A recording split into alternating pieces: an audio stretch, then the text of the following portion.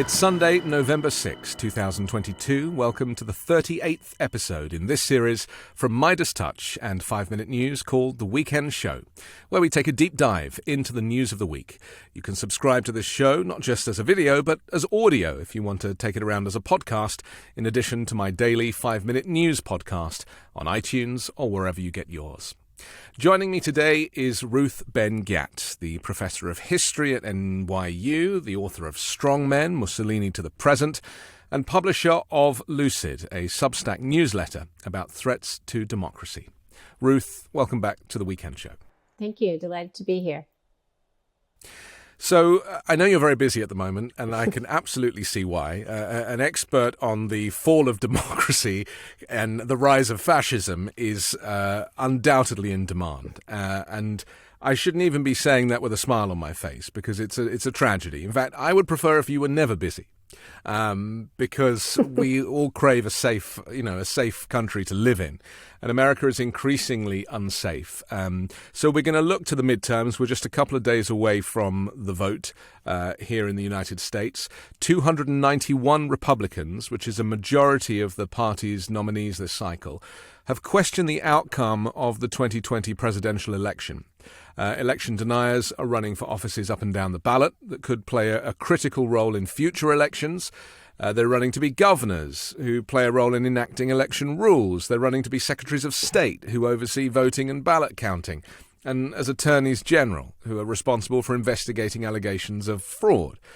I mean, this is your country rather than my country. I'm just an onlooker. I mean, as somebody who has studied history, who is seeing it play out in their own lifetime, did you ever think that you would be witnessing the fall of American democracy in this way? No, I didn't. Although when Trump was elected, I had an intimation that he would bring sweeping changes to America, because that's what strongmen do. They shift the whole political system. They break every type of norm and taboo, and they unleash processes of lawlessness and corruption and violence that are unpredictable. So what we're seeing now, just to talk about the election system, is a kind of process of what I call autocratic capture, where you take control of the electoral system, and in ways that, today you don't shut down elections like in the 20th century dictatorships outside of China or North Korea. You come to office through elections, and then you have to figure out how to game the system to get the results you need. And so autocratic capture of the election system is what we're living through now. And the particular mechanism of the American case has been the big lie, right?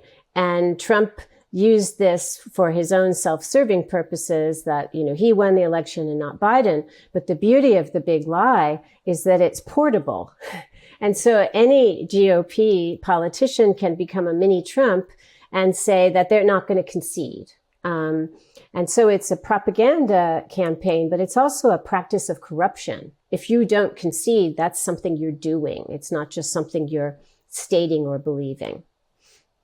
And this is something that's happening in Brazil right now. Jair Bolsonaro has kind of not really conceded. He's allowed his people to enact the transfer of power, which is not something that Donald Trump did, but he's not actually saying it out loud. I mean, does a lot of this have to do with the individual, the ego, the narcissism, or do you think, is it about an individual person and their psychology, their pathology, or is it about a kind of desire to bring down a country on their own terms? It's all of the above. And when I turned in my book in the summer of 2020, of course it was before the 2020 elections, so I didn't know what would happen, but I predicted that Trump wouldn't want to leave office quietly, because the character and the ego demands of this kind of personality are such that leaving office is like a psychological danger to them. It's like it's like a death, a form of death for them. It's also very dangerous because they're all corrupt, and it means they're liable for prosecution. That's what happened to Berlusconi. He finally was forced to leave office in 2011 because of the Eurozone crisis, and then he was able to be prosecuted, and he was convicted in 2013.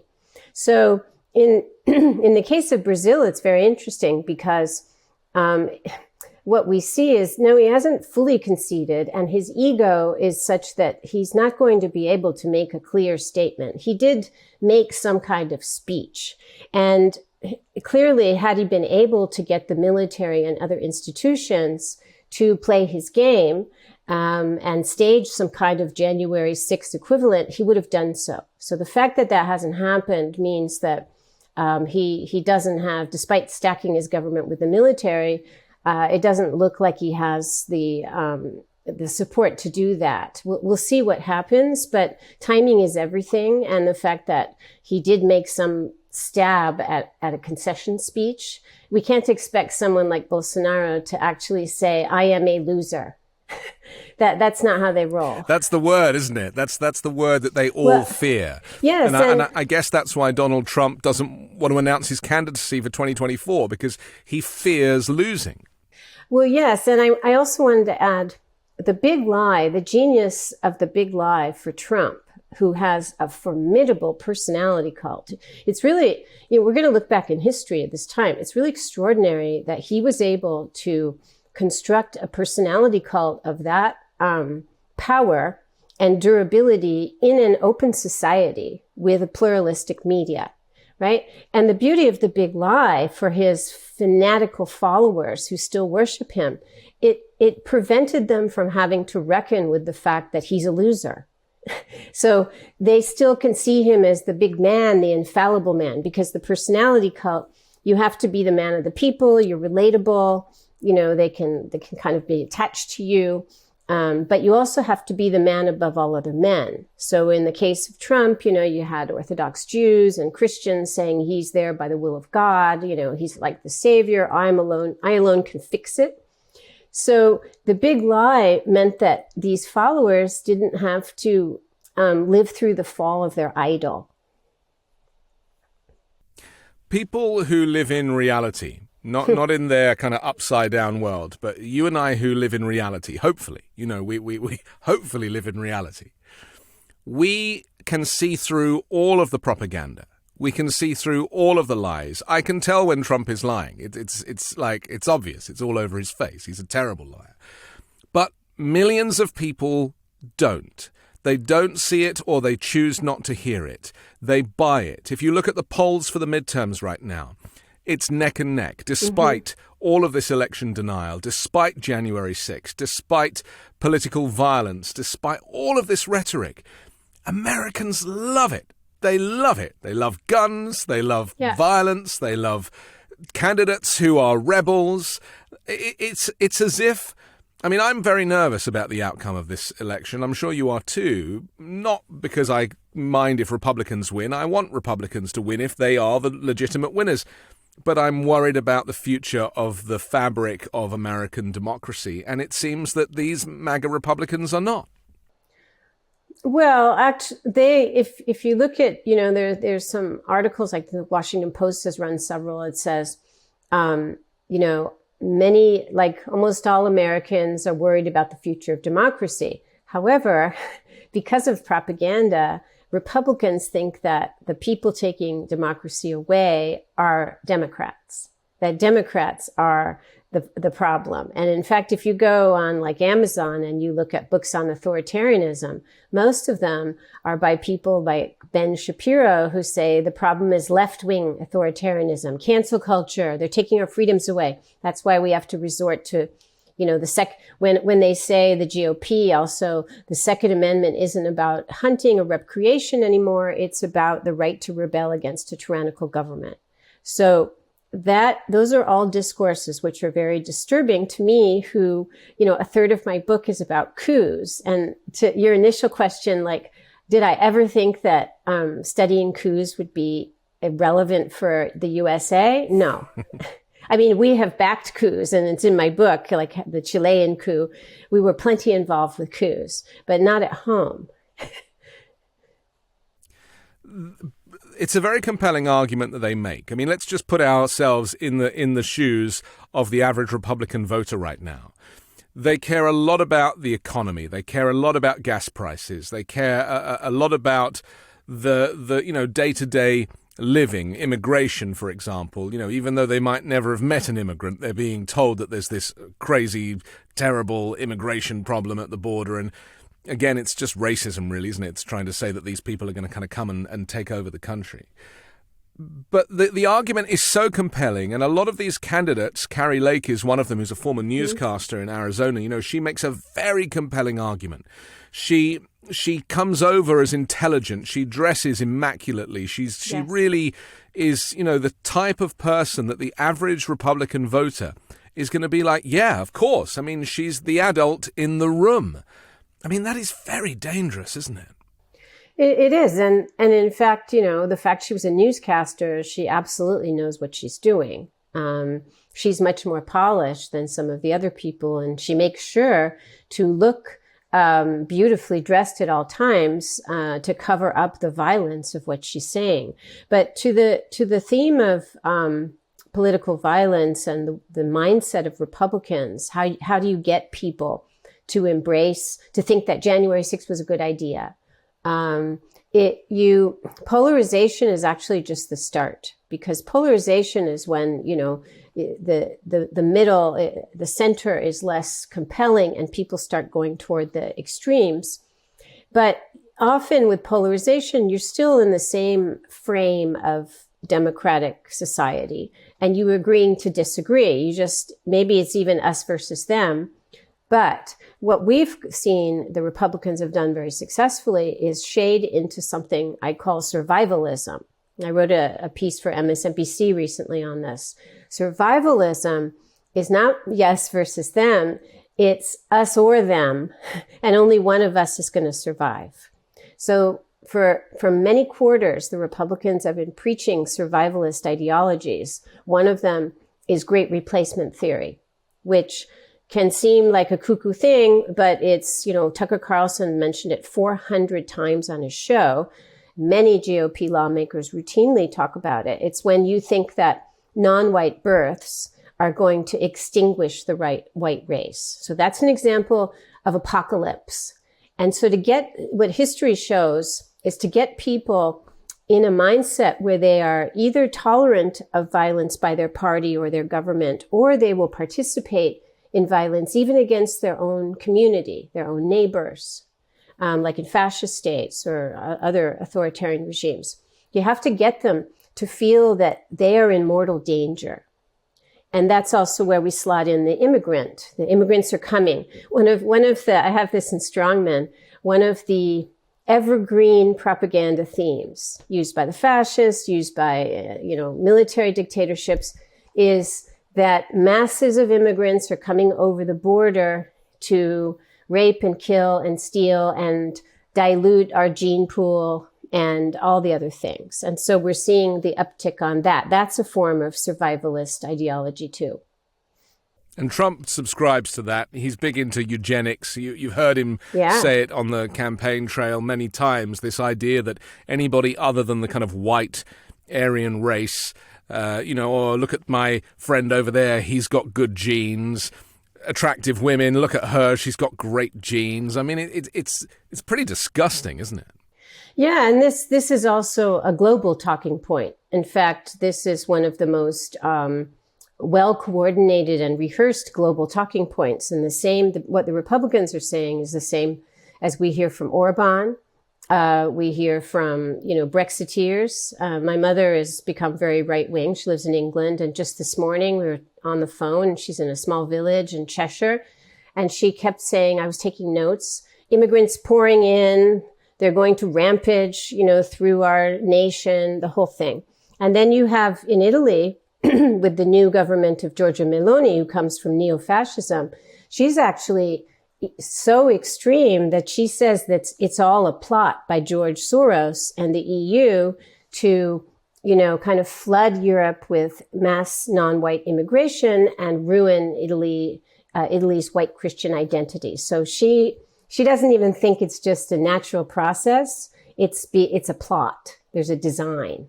Despite the fact that all of these countries that you mention have benefited hugely from immigration, not least the United States of America, which is a country of immigrants and was built by slaves and immigrants, and yet it's those white landowners that the founding fathers sought to protect in the Constitution that are the ones rebelling. Yeah, and this is why it's an incredibly compelling image. The idea that first coming over the border in big numbers, and second that once they're in our midst, they're not going to assimilate. They're kind of enemies in our midst. And Trump used this very effectively from the very start of his campaign. He started talking about immigrants as enemies. And he would do that at his rallies too. And in fact, every time he had a rally, there was a study in 2016, whatever county the rally was in, the hate crimes would spike after his rallies because he charged everybody up in part with anti-immigrant sentiment. And then his rally followers would go out and bash some heads or whatever. It's frightening, isn't it? Because immigrants traditionally are the ones who are most likely to assimilate. They're the ones, and I speak from personal experience, Yes. Once, you choose to move to another country, you're either seeking asylum or freedom or safety, or you want a better life, or you want to, you've got a great business idea that you want to, reach a new audience with. Immigrants are the last people you would expect to actually be the ones to cause any trouble. They're not the rapists and the criminals that Donald Trump suggested they were. And he's talking about, he was often talking about Mexicans, which is like so offensive, considering that so much of America is America and Mexico are one. It's nuts. And let me just go back a little bit because I want to talk about the mindset of these GOP voters, of Republican voters, because, this is something, when I look at the polls, I'm thinking, how did this happen? How is it possible that people can be so gullible, that people can be so, can lack so much awareness of the greater picture, looking across the world and even, Nazi Germany, and using that example of how regular Germans were indoctrinated into this kind of Nazi ideology. Obviously it happens. Obviously everybody is vulnerable. But are Americans, there's a lot of people, 70-odd million people voted for Trump. I mean, are they really that gullible? It's some of them believe because they are attached to Trump. And I have a line in Strongmen, they believe him because they believe in him. And so the one of the starting points for this was when he created his personality cult, when he created those loyalty bonds through the rallies, through the speeches, through being present, telling them he loved them. And once those bonds are formed, they will believe what he says. He becomes like a semi-divinity, right? And then there you have, that's why I mentioned the assist given by religious institutions who people trust a lot. They trust their churches. And here's the church saying, Donald Trump is there by the will of God. So that's part of it, that they're going to believe what he says because they believe in him. And then others want to believe because he did a very smart thing. He addressed himself to those who he called the forgotten, who were not being served by Democrats or and other Republicans were perhaps reaching out to them, but nobody had this kind of charisma and this style of Trump. And he made them, nobody else was saying, I love you. And he wasn't only telling neo-Nazis they were very fine people, he was telling regular people who were hurting from economic downturn that he was going to save them. So they wanted to believe him too. How does that language... how similar is that language to the language of dictators in history, to the Mussolinis and the Adolf Hitlers? Is that a similar tactic? It's very similar. This is the power of the personality cult. And the other thing that doesn't change is the cult of the victimhood of the nation. That the leader tells them, our nation is being besieged not only by immigrants, but we're being taken advantage of. That's why we need America first. And I am also a victim. I've been victimized. And this is very effective because on the one hand, he's, the strongman is like the brute. And so he's going to establish law and order. He's going to protect everyone. But he's also vulnerable because they feel they have to protect him because the deep state is after him. It's witch hunts against him. And this is very effective in, like, a lot of women feel almost maternal feelings toward him. We have to go and save him. We have to help him. So that also is in there as a factor. And then the other thing with are Americans gullible? They have been subjected to an extraordinary propaganda machine on the right, without parallel, I would say, in a democracy. And with the help of Russia and yes. Social media, it's got into the very fabric of their very kind of social lives. It's everything, isn't it? And what it's done is create. So, for example, Fox News used to have more Democratic guests on, and Tucker Carlson too. And as they decided to go for broke with extremism, they stopped having as many. Tucker doesn't have anybody on, I think, anymore who has an opposing point of view. And so you create these silos and people go into these disinformation tunnels. Then the other part is the more the nation becomes polarized, and within communities and families, everybody has a family member where it's like, I can't talk to them about politics anymore. And then those people feel judged, perhaps we could say rightly, right? They're racists, right? Why shouldn't we judge them? But the net effect is they stay more with their own tribe. And there we have groups on Facebook and, silos in social media, off social media. So then you get to a point where you're not hearing other points of view. And so I always advocate, especially right now, you have to reach out to friends and family who are radicalized, and you can't abandon them.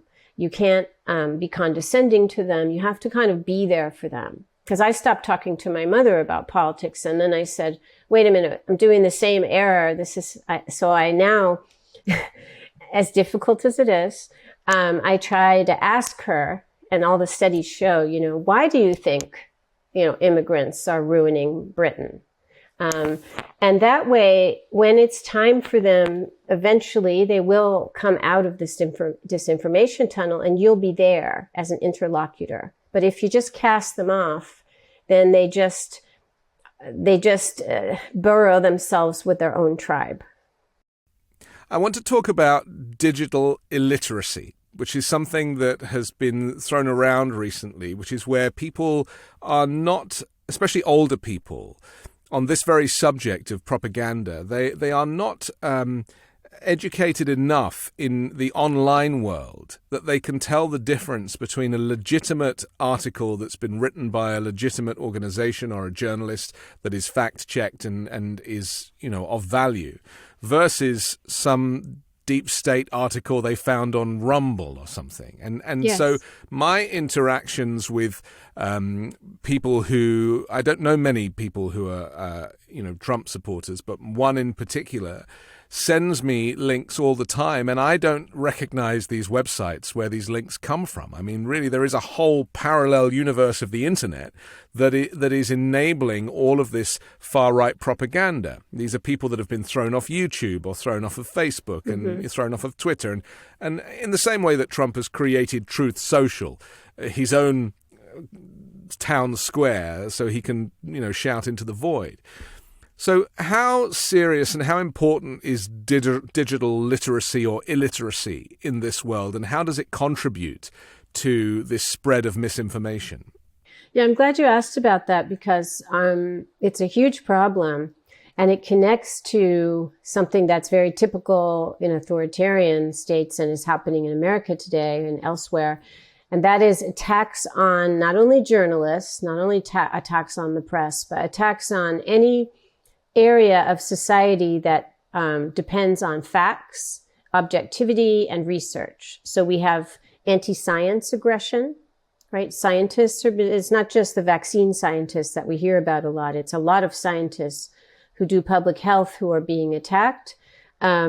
Professors, other kinds of researchers are under attack, and they're trying. There's this thing funded by the Koch billionaires. Their Turning Point USA campus reform organization called Professor Watch List, and I've been put on it as a quote radical leftist. And the purpose of it is they have a big page about you, and the purpose of it is to try and get you fired. So they invite people to complain about you. And so to silence all of these, to threaten and silence all of these areas of society that are representative of objective fact-based research.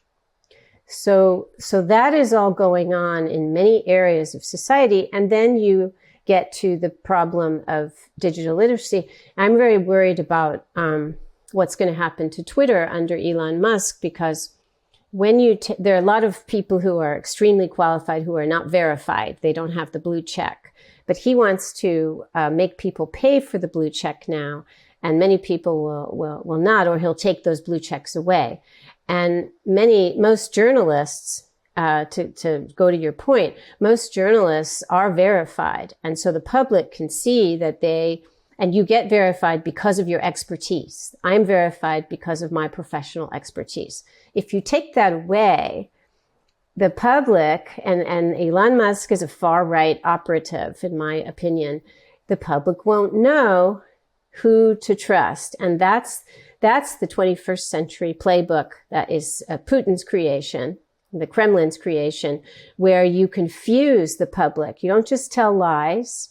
You don't just have propaganda. You also debase the notion of truth, so people don't know what or who to believe anymore. And Steve Bannon is a great proponent of this, isn't he? He is somebody who said very early on during his White House tenure that, we're going to cause chaos. Mm-hmm. These people are desperate to bring down the institutions of government, the kind of pillars of society, and journalism is part of that, isn't it? Oh, absolutely. And in fact, what Trump did when Bannon was his advisor, starting in his campaign, was plenty of Americans didn't like immigrants. There were plenty of them were racist. They didn't like African Americans, etc.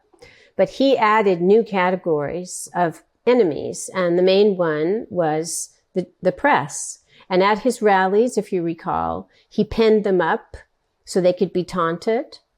And so people started chanting, "Lock them up." That was directed to Hillary Clinton. That was also a watershed, a taboo-breaking moment when lock her up. Why? Just because she's an opposition candidate. That is what authoritarians do. Which is what Putin does. So what Trump did is that he really early on gave Americans this like shock therapy, breaking taboo after taboo, because plenty of Americans didn't like Democrats. Maybe they hated Democrats, but they didn't say they should be locked up just because they're the political opposition. And so that's the beginning of where we get to now, years later. We've had so many years of this that now Nancy Pelosi, her husband got hit in the head with a hammer, has fractured his skull because she is a Democrat, and so she's a political enemy. And there are many other Democratic candidates who are being assaulted. In Pennsylvania, there was Rick Ringer, who's running for a state house seat. He was knocked unconscious. These are political crimes just because these people are Democrats. And so you had it with the press, you had it extended to any Democratic politician is now an enemy, and thus you can use violence against them. On Wednesday night, Joe Biden gave a speech, it was an impassioned speech, and it's actually come under quite a lot of criticism from even people on the left who say, why would you make a speech like this so close to Election Day? He said it was the first national election since the events of January 6, when the armed, angry mob stormed the U.S. Capitol. He said, "I wish I could say the assault on our democracy ended that day, but I cannot. I stand here today. There are candidates running for every level of office in America. They will not commit to accepting the results of the elections they're running in. This is a path to chaos in America." He said it's un-American. He said you can't love your country only when you win. Now, it's tragic that a U.S. president is having to use language like this to appeal to people to vote for America rather than an extreme alternative America, which is where, and my fear is, and I'd be interested in your view on this, that let's say the GOP are successful in taking control of the Senate and the House, and then in 2024 Donald Trump or an equivalent takes control, we might never see traditional elections in the United States ever again. I mean, is that something that we should fear? Is Joe Biden onto something here? Is he right to call it out? He's totally right. I'm a huge fan of Joe Biden from the very second he got into, actually during his campaign even, he made it clear that he is 100% a warrior for democracy, both America as an international guardian of democracy. And that's why, in fact, he was so strong on, if I come in, America is going to be a global force of democracy protection. And that's partly why Putin and Xi started to get together in the fall of 2021. And they were losing Trump and they were gaining somebody who was going to be a formidable adversary. And then inside America, he's been extremely strong as a defender of democracy. So I see him as saying exactly what you need to say. If you're not going to be really tough, he's a plain-spoken person. He's a principled person. If you're not going to be very tough now, when are you going to say it? I mean, I'm very blunt when I go on TV. This is not a time to mince words. And you do have to appeal to people's patriotism, because part of the problem is many people can't conceive of what is going to happen.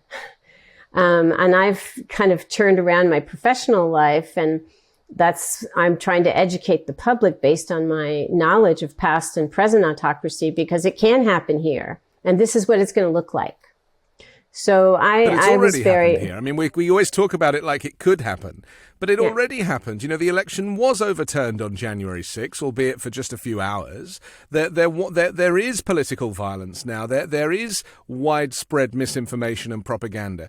We keep talking about how America could fall, but as an academic, do you see it as I do, which is it has already fallen?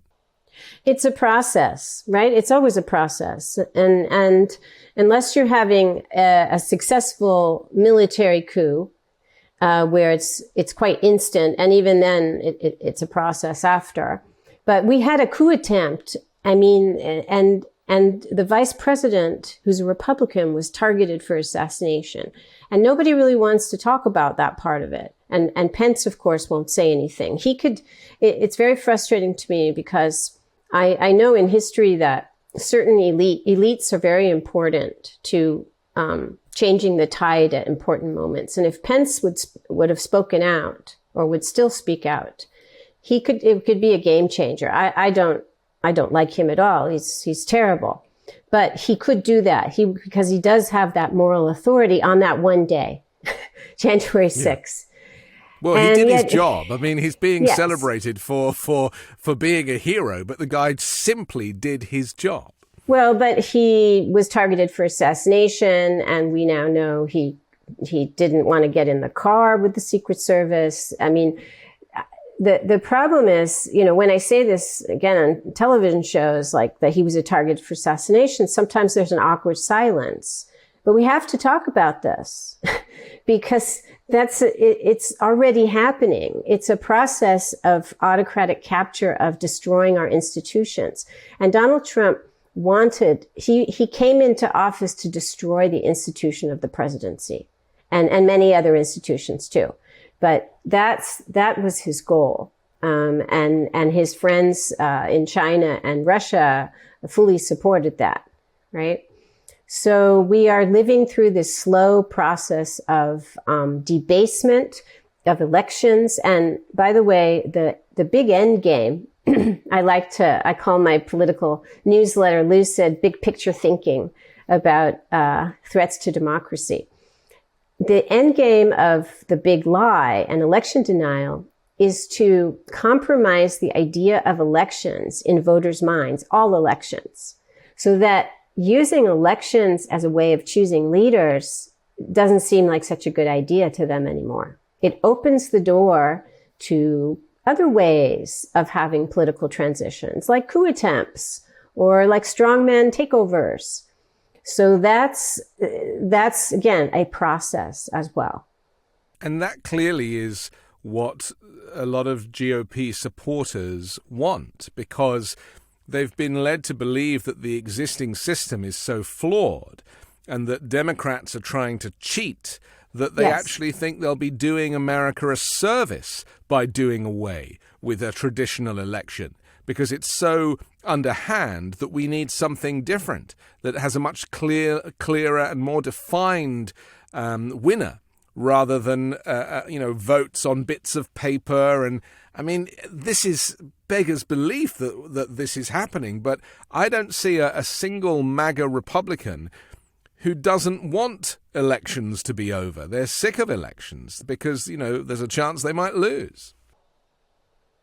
Yeah. And so once you, I mean, they're not going to do away with elections, because even in Orban's Hungary, he's been there, over 10 years, he's had time to perfect what we call electoral autocracy, because you really, very few places just shut down elections today. You keep them going. But it's a version of elections, isn't it? It's an election that works in the favor of the autocrat. So it's not a traditional democratic election. No, it's a sham election. Right. And you stack what Orban has done, and I'm mentioning this because the GOP has been sitting at his feet, learning from him. And inviting him to speak. That's right. And Bannon is also a liaison between a lot of countries and the U.S. They're learning from Orban and other places. So it's not just that you kind of purge the system of any election workers, and you have to purge the judiciary, because if there are cases, like look what happened after 2020 in our country, 68 judges refused to do Trump's bidding because the judiciary had not yet been fully captured in America. And some of them were Trump appointees, because then the culture of the rule of law still held, right? Now they've had extra time and they've worked very hard to make sure that that won't happen again. So in a real electoral autocracy, anybody who could challenge the autocratic party or the leader has been either fired or forced to resign or intimidated into doing what they need. So the system becomes very compliant. Let's talk about what a sham election will look like in America, because, I mean, this is a very, very salient point. The fact that, when I talk about the fall of democracy, in my mind, it's that your vote won't be counted anymore. That's basically how I see it. That is a very real thing. They've already taken control of the Supreme Court. We're hearing now that Clarence Thomas, his hands were all over the plan to overturn the election on the 6th of January. And, supported by his wife and this whole kind of far-right machine that they have going. What will a sham... Let's kind of throw ourselves forward a few years. What will a sham election controlled by the GOP look like in the U.S.? Well, first of all, there's the different, it's a chain of things. First of all, many people will be too afraid to go and vote, because there'll be widespread voter intimidation. And I started tracking this issue of poll watchers in 2021. And, unfortunately, I'm always seeing forward that because of our attitude toward guns, where people can be, these goons, like private citizens, can be armed with military grade weapons. So it was obvious that poll watchers were going to be a kind of de facto paramilitary.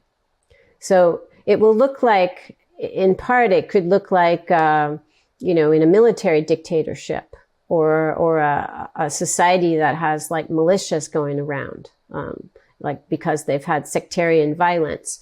So people will be afraid to go and vote.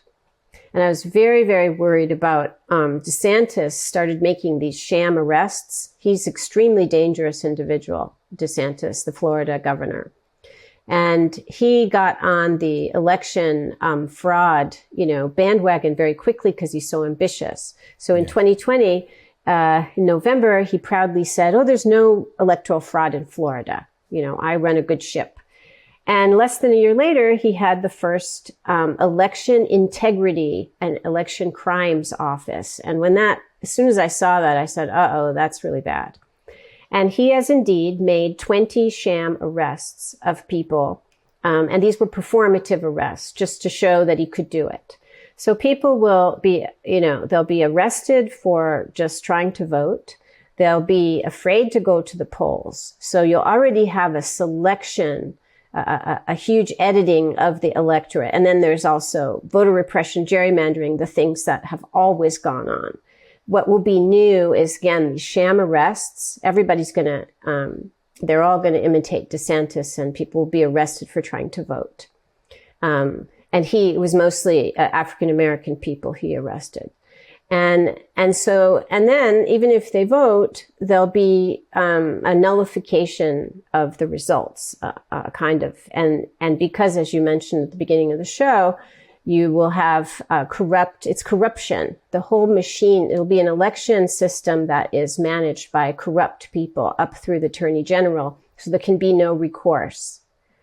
So that's what it would look like. You vote, but it doesn't mean anything. I mean, just the fact that we're having this conversation, Ruth, it's just too sad. I mean, it's good for you because you've got at least a dozen more books in you now that you probably weren't going to have to write, and now you will. I mean, people are documenting what is happening in the United States now as a historical moment, a moment in the U.S. history, yes, unlike any other. I mean, this makes Watergate look like a kind of children's birthday party. It does, and it's very tragic. And the wild card with respect to all the other countries is the guns. Yeah. The guns of private citizens and the tolerance that we have had, and January 6th was a wake-up call, but of militias, of extremists, remember in Michigan in 2020, they staged a kind of mini January 6th on the Capitol and tried to kidnap the governor, and it barely made front page news. So there's also no other country in the world, to my knowledge, tolerates these sovereign sheriffs. These are law enforcement people. They're sheriffs who don't believe in the authority of the federal government. And with a country as spread out as the U.S., and with state law as opposed to federal law, you do end up with these kind of mini Hitler characters. That's so funny. I was just going to say they're like little Duces or little Hitlers. Yeah. So, but what other country, again, unless it's a country racked by sectarian violence that has already crumbled and there's no centralized power, possibly has tolerated these people who are subversives. They are subversives. And yet they are the sheriffs. So between them, the extremist groups, the militias, the radicalized de facto paramilitaries that are thriving within the Department of Homeland Security, and the individual citizens who have arsenals of thousands of weapons, that is the wild card. No other country in the world, to my knowledge, that's a democracy or a stable in peace. Let's put it this way: no other country in peacetime has possibly such a situation. So and there's no going off. Back now, is there? I mean, once the toothpaste is out the tube, there is no going back.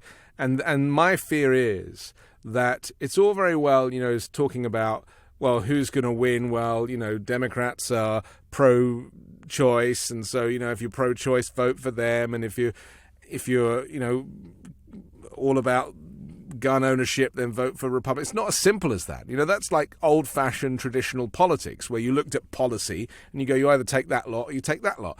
We have a whole new landscape now, where the confusion of election denial and does my vote count, and I am fighting for the my freedom and all this stuff. It's like, wow, this is another generation of it's not even called democracy anymore, is it? It's like a fight to retain some sense of civility and normality in a country of 330 million people.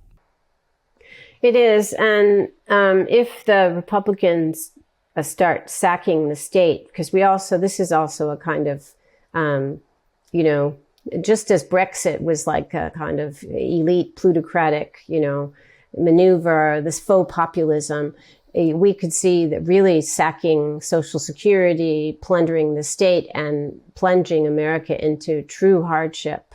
But I also think, to be optimistic for a moment, there are cycles, and I never underestimate the American people and the power of protest. Nobody saw coming the march on the Women's March, which was the largest march in American history, and it sent thousands of women into politics. It influenced the 2018 elections, and then 2 years later, in a pandemic, once again, the largest social protest movement in American history, 20 million people were part of Black Lives Matter, and it directly affected the election. Now, I know that many states have already criminalized protest, right? Yes. And that's going to continue. But the cycles are such, and look what's happening in Iran. Look what happened in Chile. In 2019 was a record year around the world for protests. So Americans are not going to just sit at home and take this. There's going to be big social movements that will develop. That's my prediction. Now, what will happen then, I do not know, but it won't descend into kind of everybody intimidated into silence. I don't see that happening in this country. The guns thing is obviously quite serious, and my prediction is that the civil war will end up being a war of states. So you'll end up having migration of people who are Republicans moving to majority Republican states and Democrats moving out of Republican states, or LGBTQ people moving out of states that are, and moving to places that are more friendly. And places like California will help facilitate that because they have a budget surplus, and they'll say, okay, we'll come and set you up here. I mean, that's my long-term prediction for it. I've been saying it for a while, and I feel like states will end up being patrolled by these amateur militia with their weapons and their costumes that they buy so they look like they're in the military when they're not. I mean, we really could see this kind of state warfare. And there are people who are kind of encouraging this. I want to talk about one person specifically. This is Mark Fincham, who is the Republican nominee for Arizona Secretary of State. It would actually, if he wins, it would make him Arizona's chief election official. He's a member of the Oath Keepers. He was at the U.S. Capitol on January 6th. He introduced a resolution earlier this year to decertify the election. In 2020, he was one of several lawmakers who signed a joint resolution asking Congress to reject electors for Joe Biden. And, he is one of these people that is effectively, he's like the last person you would ever want to put in elected office. He is a dangerous, violent person. And yet, it looks like he could win. Yes, this is so. When a party is becoming, I wrote an op-ed about this for the LA Times. When a party is changing into an autocratic party, you look at who's being bumped out, and those are moderates, people upholding the rule of law. They're either like losing their elections, like Liz Cheney, or they're resigning, retiring. And who's coming in? That's the important part. And ever since fascism, these parties have encouraged criminals and extremists to come into their ranks, because if you're trying to shift the political culture toward violence and corruption, you need people like Mark Fincham, who are already violent and corrupt. And so it makes sense that the extremists that the GOP always tolerated, very few people know or realize that Trump and many GOP candidates were using Oath Keepers and Proud Boys as security at their rallies for Roger 4 Stone, years. for example. Not just him, but like lots of people. And Trump was using them. So they had this arrangement, but now the extremists are actually becoming the GOP. They are the politicians. And Mark Fincham, I always use him as an example because he's one of the most outspoken. So in the new GOP, being a violent criminal is a badge of honor. And that's why Kyle Rittenhouse became like celebrated, and everybody wanted to have him as their intern.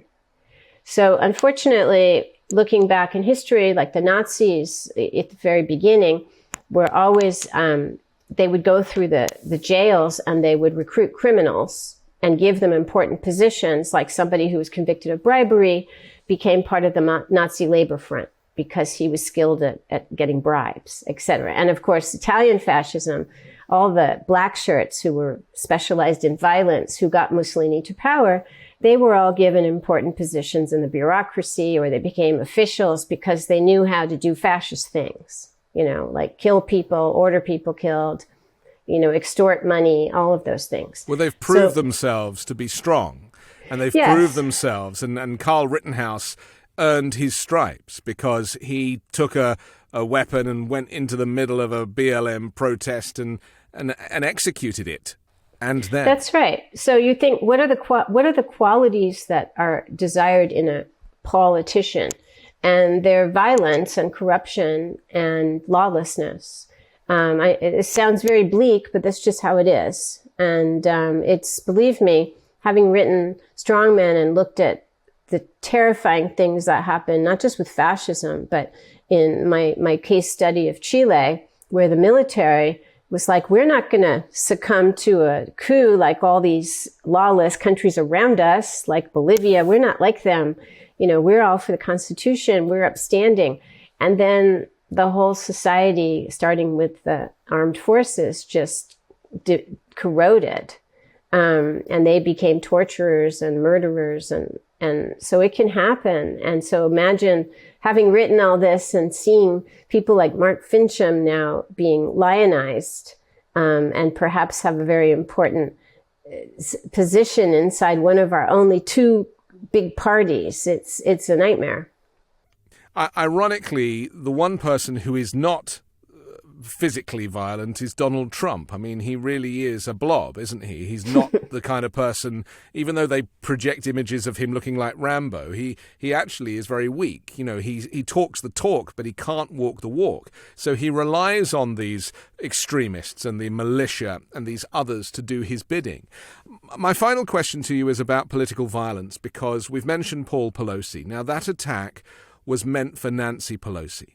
That guy who we've now discovered is a Canadian immigrant who was actually overstaying his visa. He was saying, where's Nancy Pelosi? He was trying to finish the job that wasn't done on January 6, right? David DePape, his name is. He's now facing multiple federal and state charges. He assaulted Paul Pelosi with a hammer, as we said earlier. This is only going to get worse, isn't it? And had Paul Pelosi have died, that would have been like a sacrificial moment in this timeline where political violence really now, we've seen violence in America, obviously. We see school shootings and we see mass shootings every week. But political violence, this is really the cherry on the top for the GOP, isn't it? Yes, everything leads up to this. And January 6th was a huge taboo breaker. We really can't be overstated, where people came in there and they wanted to kidnap and kill lawmakers, and they erected a noose for Mike Pence, a Republican. So it's very important that although the violence right now is directed against Democrats and Pelosi, the Democratic Speaker of the House. But once political violence starts to spiral, we saw with the Rhino movement, where we have to hunt down these Republicans only in name. It's hard to know where it goes. There's it can take over and have a logic of its own. That's what happens in regimes. That's why you get these kind of purges and great terrors in Stalinism, and where you have full-on totalitarian regimes. But this will continue, in part because of the indoctrination of Republicans and lone wolf actors, that if we don't do something, the country will be in ruins. The Democrats are tyrants who are ruining us, all of the survivalist stuff. And the failure of condemning this. No GOP candidate or senior GOP person has condemned this violence. And this is immeasurably sad, because some of these GOP lawmakers have worked with Pelosi for decades. And so it is a failure of bipartisanship. It's a failure of, it's an acknowledgement that you want to destroy the whole institution of American democracy. Not speaking up in public to condemn this it's unthinkable unless you have already exited democracy and you have become a violent authoritarian party. Okay. Ruth Ben-Ghiat, thank you so much for joining us. And maybe we'll speak on the other side of the midterms in a few months' time. And once all the votes have been counted, and we'll see whether America rose to the occasion or not, or whether they chose fascism over freedom. Yes, sounds good. Okay. All the very best to you. Don't forget to subscribe to The Weekend Show on YouTube or as an audio podcast, and also the 5 Minute News daily podcast, which drops every morning so you can listen while you make your coffee. I'm Anthony Davis. Join me next week with a brand new special guest and 3 more factual news stories to discuss on the 5 Minute News Weekend Show with MeidasTouch.